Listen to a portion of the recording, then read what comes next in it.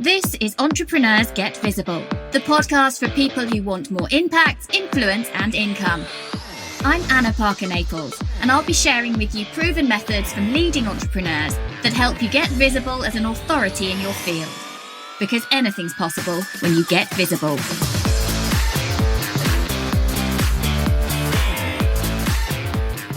In today's episode of Entrepreneurs Get Visible, I'm talking with a good friend of mine who I met on a mastermind. And we'll get onto this and how we met and how that relationship has developed over the course of not just this episode, but when this guest grills me on my own show in just a couple of weeks' time. So I am introducing you today to Amy Rowlinson. Amy and I met as part of a mastermind. And at that point, Amy was focused on training people within the property space and was co-host of the Property Vault podcast, which was a #1 show. Amy, as we went into lockdown, knew that she wanted to take a bit of a change in what she did. She wanted to have a better focus around her work and do something that felt really meaningful. So she went back to basics and thought about what's her why? What is it she really wants to be doing? And as a result, it all became crystal clear. She realised she wanted to help other people focus on their why. And as a result, launched a podcast called Focus on Why, which has had incredible success across the charts in iTunes and Spotify. So I'd love you to meet Amy.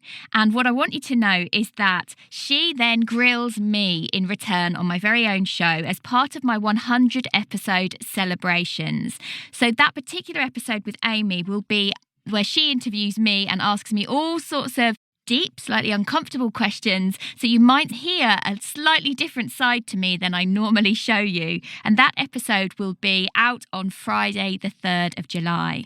Now, as I said, Amy and I met as part of a mastermind, and it's no secret that I adore masterminds because not only do I meet amazing people who bring in a whole different networking element and help me reach more people, but I develop close personal relationships and friendships that I just couldn't have accessed in any other way. But not only that, a mastermind has helped me have more focus, more accountability, and more clarity.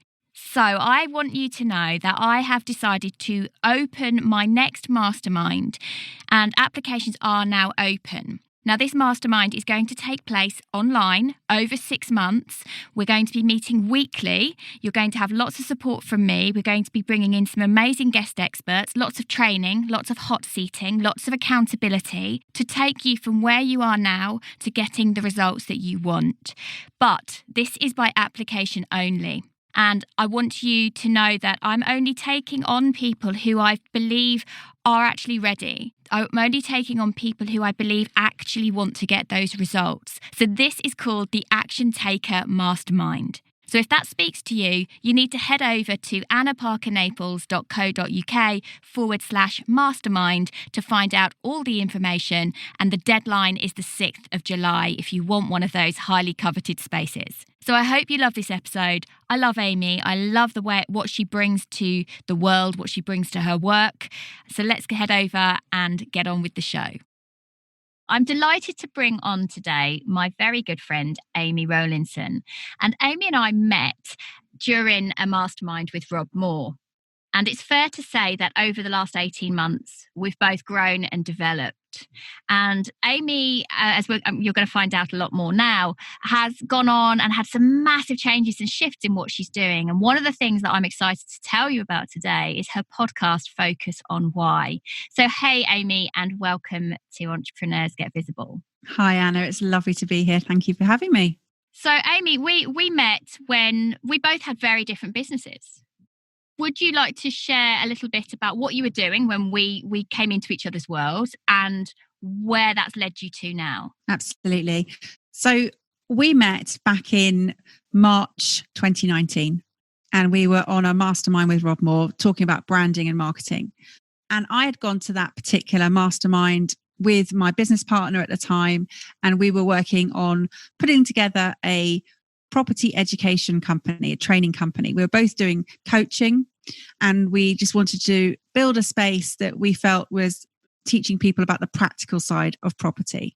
And we looked to Rob purely because he had a background in property. We knew that already. That was great. Dan had done several of his courses before. I had not. I had literally never seen him before until the one time that Dan took me up and we just literally signed up that day to go on the course with him. And then I became very aware of how prolific he was in social media and understood what he was about and why branding and marketing was a good thing to get involved in. So we followed steps that Rob had spoken through with us. We'd had a one-to-one with him. And then we also went through all of the sessions and we put into action everything. And one of those was to set up a podcast, which we did.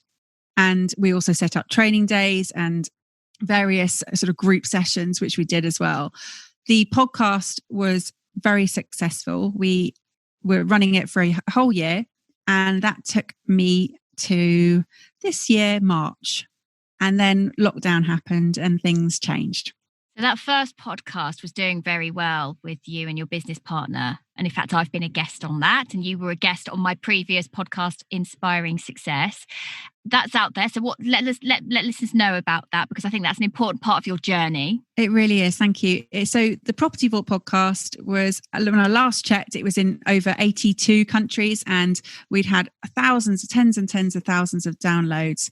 What was really good is there's a real mixture of episodes that we felt were important. They were the practical side of property, and they're still there. You can go and listen to them there if you're looking at starting or scaling up a property business and just looking for some help, support. Those episodes are really, really good because we get down to the sort of deep dive into each episode, and we really strip back some of the things that people don't talk about on property education courses. That podcast, Amy, then gave you a platform, which is something you'd not really considered before. What did that enable you, that journey behind the microphone? Yeah, so I had a Facebook account. And I had a very bare LinkedIn account that I'd used when I'd been working before. And I didn't know what Instagram was. I didn't have an account. I had a Twitter account, which I'd use because the kids, I get various information through. So I had some online visibility. Don't get me wrong. I was not afraid to post a few photographs of holiday pics and things like that. I had no idea really of how to use it from a business perspective and how to be visible from a business perspective. And Dan had been doing hundreds of lives. I mean, literally, because I didn't have many friends in my feed, it was literally every other post was Dan doing another live. I didn't do lives. My first one I did. I was sideways for the whole one, but it's still there. You can go and check me out. And then I started doing lives every week promoting the podcast. And I was really comfortable in doing that because I was talking about something that I knew would be of assistance to people. I knew they'd find value in it. So I had an idea and a purpose of why I was doing it. It wasn't just about me. It was how I could help other people. That podcast opened up, and that business opened up lots of opportunities for you that you'd never envisaged. So talk about what that meant for you. Absolutely. So I'd already run a mastermind myself. I've been running a women's mastermind for property. There's 22 of us and we get together every month. And I've been doing that since January 2017. Now, with Dan, we started putting together some courses. We put together some really interesting and thoughtful processes in property. And I got asked to speak on a big stage in last September for a lady called Anne Wilson, who's the Welsh chef, and not the Welsh chef. I can never get it right. It always sounds like I'm talking about someone from Wales, but no, it's the wealth, talking about wealth here. So, and that was fantastic because that was the first time that I had stood up in front of, I think it's about 400 people and talked about my journey in property and what I could do, but also help other people get started. And that was an incredible leap for me of being visible, of being out there and showing what's possible, how I'd started my business. And that had a strong driver. And I'm sure we'll talk about why I did start in property. But for me, working with Dan and doing what we did over the last sort of 18 months has been incredible because it really has opened my eyes to so many different worlds. And I mean that from a perspective of business, because I'd been out of working for 12 years raising children. I'd gone back part-time for 2 years working and sort of with a project management startup company. And I did their branding and their marketing, but from a very different perspective to what I now understand and with branding and marketing. To be fair, technology has changed a lot in the space anyway. So there's a lot of things that have evolved, as have I. And that's what I want to come to. because now you are doing something very different, but using the mediums that you've learned all about. So tell us about your podcast now and what that represents for you. So the reason why this podcast came about was because Dan and I decided to stop doing more episodes for the Property Vault. But I loved podcasting. I loved engaging with people, and I loved being able to help people on a global scale. And it just felt right for me to want to continue, but I wanted to go bigger. There's more about me personally than just property. It's a very important part of what I do. But for me, what I do in other spaces was more important. And that's why I spent a week having sort of gone through a huge amount of brainstorming, trying to work out what it is I wanted to do and why I wanted to do that and who I was going to help in the process. And I literally woke up one morning with the focus on why. I Googled and checked it was available as a concept, as an idea, that someone else hadn't done it as a podcast or got the domain. And I just literally flew downstairs, started designing the concept, and just got it up and running. So your podcast now is called Focus on Why. And I think what I love about that title is you know before you get started what it's going to be about. Why does it matter to focus on why? It matters. What you do and why you do it matters so much, because for me, if you don't have that understanding of why you are living in this world, you're just existing. And what I mean by that is that you can be living a life of autopilot, being busy in the melee of life, as we all get caught up doing. And having a time at the beginning of lockdown really made me understand that a lot of people who were out there were really struggling with the changes of the way that life had sort of thrust upon them. And it made me realize that I wasn't struggling. And why wasn't I struggling? And that's because I'd spent the last sort of 4 years doing huge amounts of mindset work, huge amount of understanding what it is I was doing and why I was doing it, that I had that focus and I had that luxury. And I do call it a luxury because I had the time to be able to spend on that. And a lot of people don't spend that time on thinking about what they're doing. They're just running on autopilot 100 miles an hour. So lockdown for me gave me the ability to sort of, again, take some more control and think about what it was I was doing. And it just made sense to deliver something that I am so passionate about. What I loved about it, Amy, was we were in conversation during that week at the beginning of lockdown. And it was once you allowed that inspiration to hit you, and I recognize myself in this, once that inspiration has hit, you go for it. And it's like the brakes were off. So just talk about what happened then as you got that show out there, because you did it quickly. And you did it powerfully. You've just given me goosebumps, because it was exactly that. I just knew as soon as I had this idea, I'd had some other concepts as well in between, and they weren't quite lighting that sort of fire. They weren't really sort of giving me that rocket. And then, oh my goodness, this rocket just needed to launch, and I had to hold it back. I reached out to a couple of people that first couple of days after I'd had the idea, started to interview people before I'd even got the concept running, and they trusted me in the process. They hadn't even heard of me, but I reached out to some other people, and it was just, okay, this has got legs. And after a couple of the interviews, I know where this is going. I can see this as a show. I could understand the shape of how the interviews were going to be done. Now, I have to give some back reference, because you said it happened very quickly.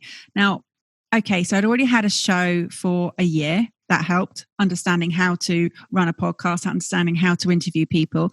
Talking about interviewing people, I used to be a recruitment consultant, so I have interviewed thousands of people in my time and understood how to get the most out of people, because they would then go out and work for me as a temp. So that's how I had that really good relationship with people. So for the year I just spent with Rob Moore doing branding and marketing, that really helped. Having somebody behind me who understood a little bit more about podcasting than I knew, hence the conversation we had with you. We had a conversation where Amy was like, well, I've done a show for a year. And I just said, there's things you don't know. And I know that there are things you don't know because I didn't know them. Trust me, just come in for a month, do the trainings, And it'll be worth it. And yeah, 100% was that the most valuable thing I did, because I did learn things that I didn't know. As with everything in life, you don't know what you don't know. So listen to people who say, I can help you, because they can, and they did. And thank you very much, Anna, for that, because it definitely propelled that rocket. So idea, let's give some context of timeline. Idea was on the 1st of April and the podcast was launched on the 30th of April. Now, it wasn't supposed to be that. It was supposed to be the 4th of May, or May the 4th be with you. Star Wars fans in the room. May the 4th was supposed to be the launch date.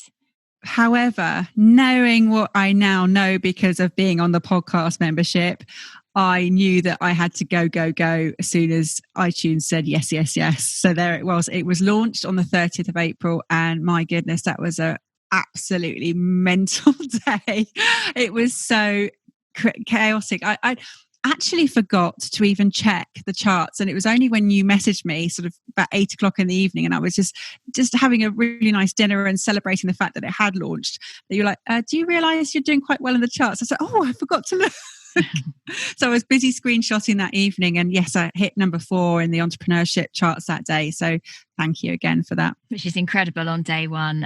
And not only that, you have managed for a consistent period to stay in the top charts, which is amazing. So I would imagine, I don't know your downloads, and we're not going to get into the figures today, but I would imagine because you've then been promoted by iTunes and Spotify, that you've got a lot of organic reach that you would not have got yourself, because those platforms have promoted you. And it's bizarre because I was so focused on pushing out the podcast, I forgot what was going to come back at me.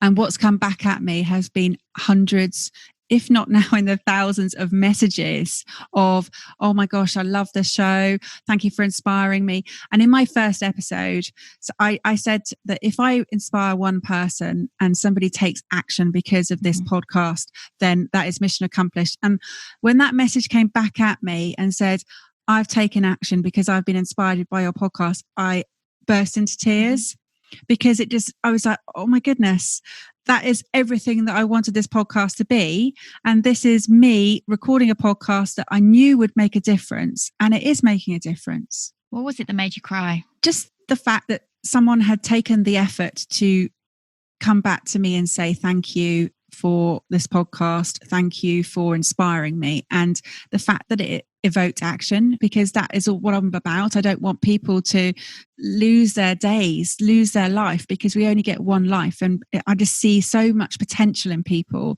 and so much ability that is wasted because people aren't exploring that. And I know that that's the case because I'm that guilty person as well. I have been. I'm not anymore. So let's go into that then. Why is it important to you? And for what reasons is it important to you that you help people focus on their why? Why does this matter? It matters because there is taking responsibility of your own life is actually very liberating. It's a bizarre thing, but it really does enable you and empower you to achieve what you desire. But unless you understand that you need to take responsibility for that and understand that it is only going to happen if you make it happen, no one's going to hand things to you on a plate. I mean, occasionally you might be lucky here and there, but you actually have to work for things. So understanding that you have the ability to define your own purpose and then stand by that purpose, for me, has been the most exciting thing. And I didn't know about that. You're not taught this. This is not something that you get told at school or even later. You have to go out and find these books. You have to inspire you or to understand how this works. It may be that a mentor or a coach helps you along the way. But for me, I had to go the hard graft and find all this for myself. So now I'm just trying to pull in as many resources and enable other people to be really passionate about what they're doing. Now, a lot of people have an issue with that word passion, like follow your passion and you must work in your passion. And I do agree that to a certain extent that can be a dangerous concept. I was talking about it with someone the other day, that actually you can't just sort of say, oh, I love this and that's what I'm going to do. There needs to be a lot more to that. It has to be a gravitas to why you're doing it. And because if you're not motivated from a really deep position, then it's going to be hard to wake up every day and follow that passion that you think. It might just be a hobby. So you might want to do it as a hobby, but there might be something else that you need to do that you're very good at. Now, there's a concept called Ikigai, which I've stumbled across. And it's the Japanese art or secrets to living a long and happy life. And I love this concept because it just makes sense to me that if you do what you love and what the world needs and what you can be paid for, and also what you are good at, then those overlapping circles combine your passion with your mission, with your vocation, with your profession. And in that centerpiece is your ikigai. I don't know if I'm saying that right. I think you are. I have a book on it that I've never read. It's a beautiful book, and it was given to me as a present, and you're actually making me think that's the book. She's holding up the ikigai. I can't say it either. What's the author of that book? So there are two authors, Hector Garcia and Francesc Miral. And I've actually got Hector coming on my podcast next Amazing. week. So I'm going to ask him. How do I say the book? Yes. What I want to delve into is, where were you before you knew that you had to dig further? What was life like for you? I think there's been several points about that. The first point was I didn't know I needed to dig. So what happened was my husband was working in a job that he wasn't particularly happy with. And I knew that I had to do something. So I went and got a job, but then that wasn't going to earn anywhere near enough money to make a difference. And it was actually taking a lot of time from me.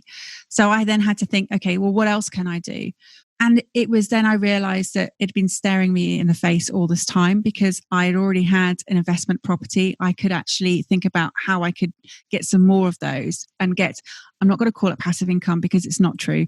It is an income stream, but you're not sitting back with your feet up on the sofa. No, they're certainly not as passive as it's made out to be. So, but it is an income stream all the same. And it is one that you can do without actively having to go out to work every day. So that's the passive side of it. So I spent the last 3 years really working hard on delivering that.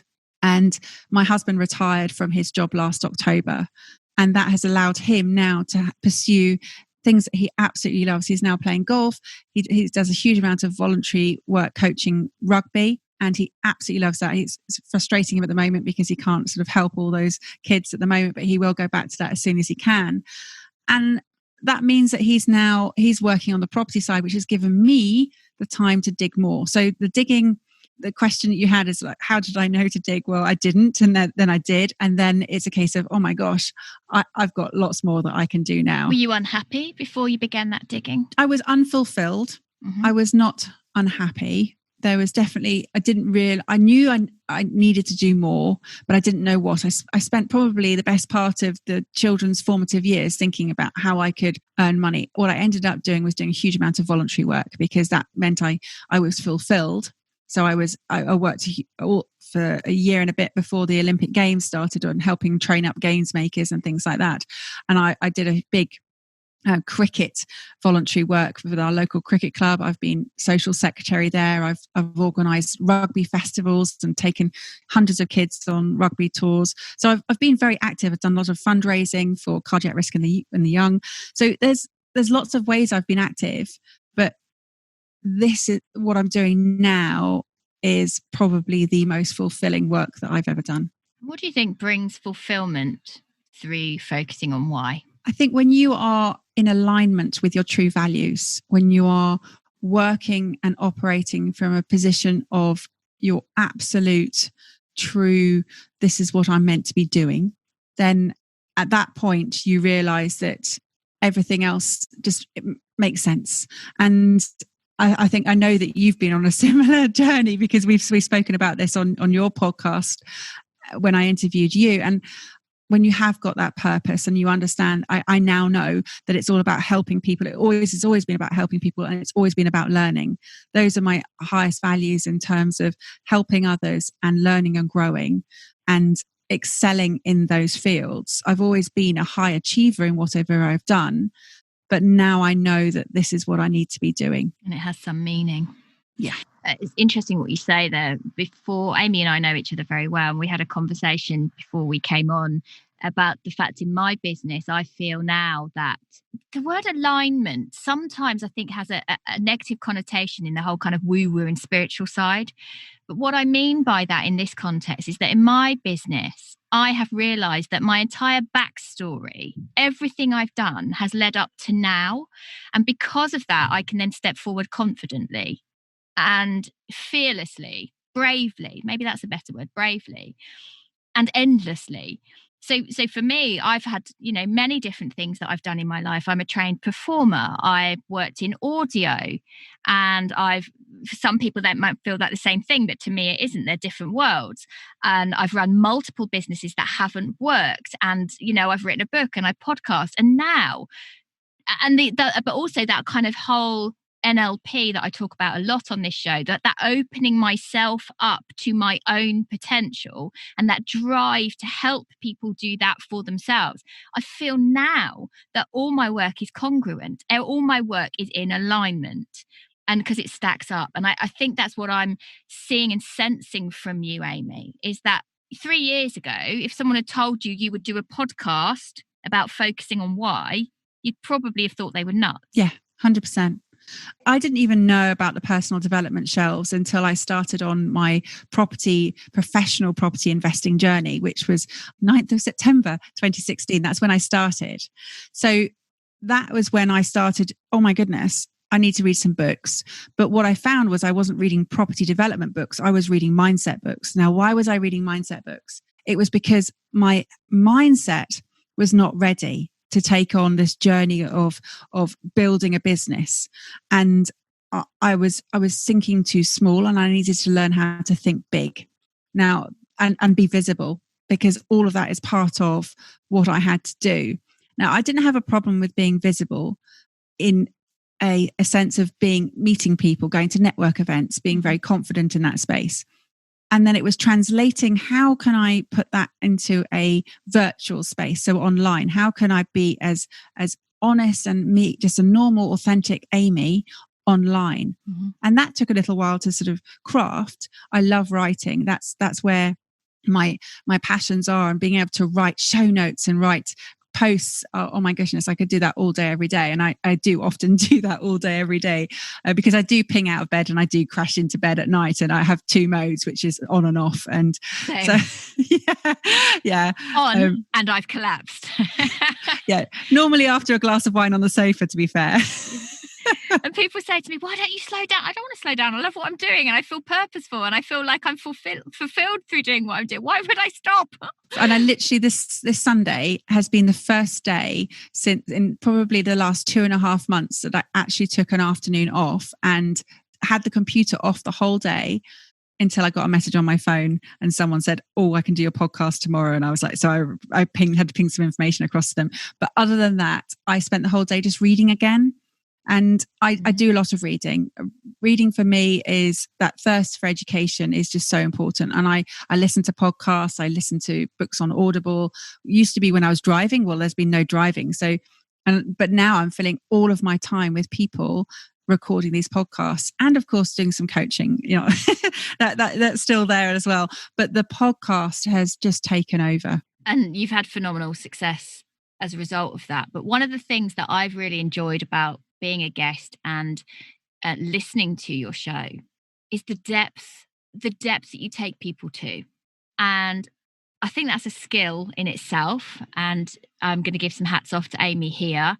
Amy has interviewed me for my own show because she took me to the right places on her own podcast, Focus on Why. And I knew that as part of my 100 episode celebrations, I wanted to release slightly different content. And so I asked Amy, look, I need you to ask me some insightful questions because I want to share that with my audience. And I think having someone dig around in that for me is going to help. So I think, I'm not sure which way round these episodes are going out. So if that episode is going to be either 103 or 104. So it's either just happened or will be coming very soon. So Amy is very insightful, and there's a real, again, just the depth to it. And I do think that takes skill. And listening to some of the other episodes, your whole concept allows people to slow down, take stock, and go inward. And I think it really resonates with a lot of my NLP journey, is that when I go inward and think about what I'm doing, what meaning it has, it makes everything else easier on the outside. So I talk about getting visible. But why do I do that? I do that because the first thing you have to do is be visible to yourself, see who you really are, see what you want to do. Where does that light need to switch on so that everything else is easier? And then you can put yourself out there with ease, or with much greater ease, do all the social media mechanics and podcast or video or whatever you decide to do, because you know why you're doing it. And it's not just for you, and it's not about vanity, and it's not about ego. We're human, so those things come into it too. And Amy and I are both highly competitive. So give us some stats or some goals and we will go running at them. I think that's why we get on so well. There's a lot of similarity in that.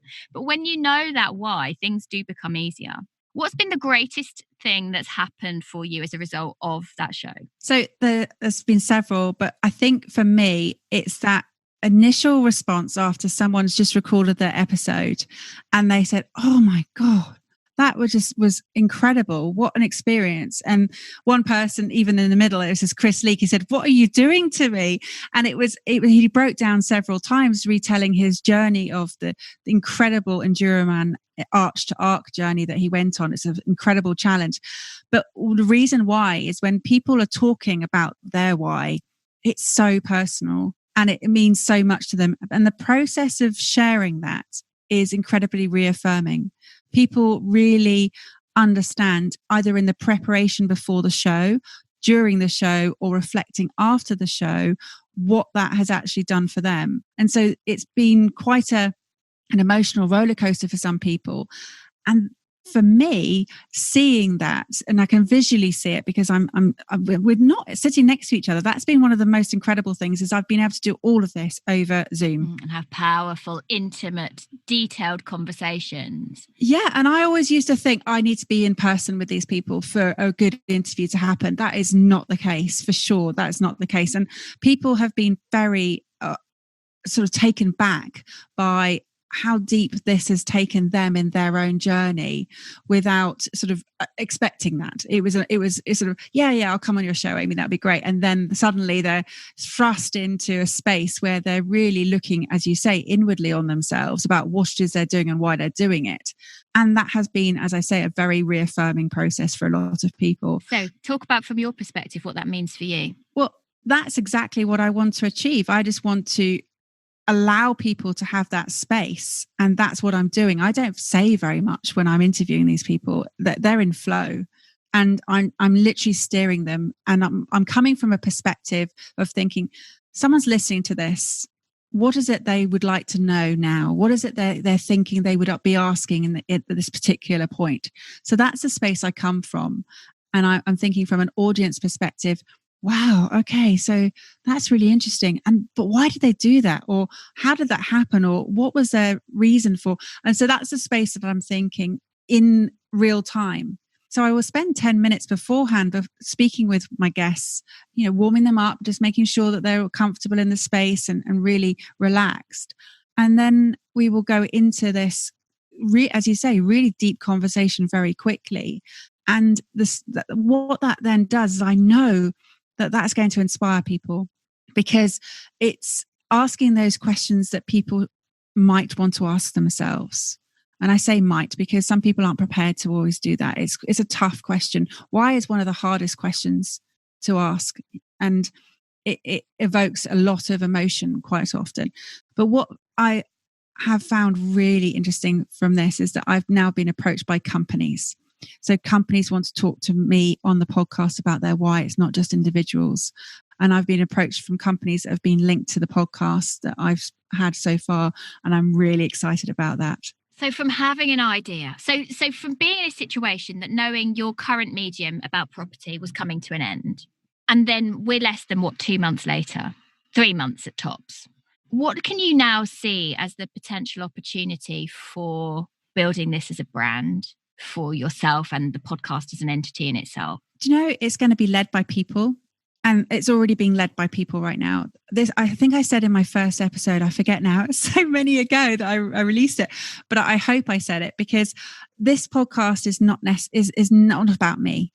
It's about what people want and how they want this to be delivered. And I'm responding to that. I'm listening to what they're saying and I'm taking it into the space where it needs to be. And it's because this podcast is about focusing on why people do what they do. And so that is exactly what I will be doing. I will be focusing on why people are doing what they're doing and what difference that's going to be to inspire them, to empower them, to uplift them and make a difference. So I'm already seeing this organically move into a direction that I knew might happen, but not as fast as this. I mean, we literally are a month down the line from the concept of it, from the launch. So 2 months from the concept now. And I'm allowing that freedom, that flexibility, because I'm a planner. And I like to know what's happening. I've got a fantastic Excel spreadsheet which details everything about this pretty much my entire life, to be fair, I mean, plans like nobody else. Yeah, I Her do. Note-taking is exceptional. Yeah, I do. I love note-taking. I love journaling. And I've been journaling every day since the 6th of December 2016 without fail. And that has been an incredible process, because you talk about getting visible. If I look back of how I've become visible to a global audience from that first date, when I used to have very small goals, but at the time they were big goals. Mm-hmm. They meant a lot to me at that time. And I don't underestimate those. I don't devalue them, because at the time that was as big as I could think. And as my growth and my journey has evolved, I have been able to think bigger, to dream bigger, and not only dream, but actually put it into fruition. And that for me has just been incredible. So for someone then who thinks, I don't know what my purpose is, I don't know what my why is, where do they start? So it's a multifaceted approach. There are so many different elements to it. And I want them to not worry about the fact that they don't know what their why is, because that is super normal. And it's going to take well, do you know what? Some people come on the podcast and they say, I don't know what my why is. So you may not ever reach that point. So it could take days, it could take weeks, it could take years, it could take a lifetime. But the point is that you are just taking responsibility for your thoughts and your dreams and your life. And you're not just living that autopilot. You're not existing. For me, it's all about seizing every day, seizing every moment, making the most out of the relationships that you have with people, making the most out of the family, the time that you have. I recorded a podcast with someone the other day, and they said that children spell love, Time. It's all about the time that you have with them. And that means so much to me. It's all about the time that I have with people and what difference I can make for them. So when you are thinking about what it is you want to do in life, I do think that the Ikigai approach is a fabulous way to start to think about. And it's just understanding who you are, what you want to be, who you can help, and why you want to do that. And understanding where you'd like to be and what you'd like to have at the end of your lifetime, what you'd like to look back on and say, I am so proud of what I've done because I went for it. It just makes me really smile. And I'm sure that that's how many of the listeners will be today. It's that chance to take pause. So if any of you are listening and you've enjoyed this episode, then let me or Amy or both of us know. So Amy, where's the best place to come and find you? Well, I am now everywhere. So I am on Instagram, Facebook, LinkedIn, a little bit on Twitter. And I have got a website, but you're not going to find me there. You're going to find me on the social media platforms. And please connect. It would be great to hear about what has inspired you. What is it you do and why you do it? I've got a great Facebook group called Focus on Why. And it's a lovely community filled with people who are talking about what they do and why they do it. And what I want to just reiterate here is that Amy had an idea not that long ago, and she's put it into action. And because you trusted that and put it into action, the sky is the limit. The wheels are off, the brakes are off. So thank you so much for coming on to the show today, Amy. It's been really insightful, and I hope that it has made people just stop, pause, and reflect. I hope you've loved this episode with Amy Rowlinson today, and I definitely recommend you check out her podcast, Focus on Why, if you haven't already. And just to remind you that we are turning the tables on this conversation, and Amy is going to be giving me a good grilling about why I do what I do. And I can tell you now that conversation takes me into a different place than you normally hear me. So that episode is coming out as part of my 100 celebrations, which kickstart on the 2nd of July. And Amy's episode will be released on Friday, the 3rd of July. And finally, before we wrap up today, I want to just remind you that the doors to my mastermind are now open. It's a 6-month mastermind with just 15 people. It is for action takers who are committed and determined to make their business up level. So if you think that's you, head over to apply. It is by application only, and I will not be taking everybody. You want to head over to annaparkernaples.co.uk/mastermind, and the link is in the show notes wherever you're listening today. Thanks for tuning in. Thank you for listening to Entrepreneurs Get Visible. To get your free checklist on how to raise your profile and to find out about our community, go to annaparkernaples.co.uk/get visible.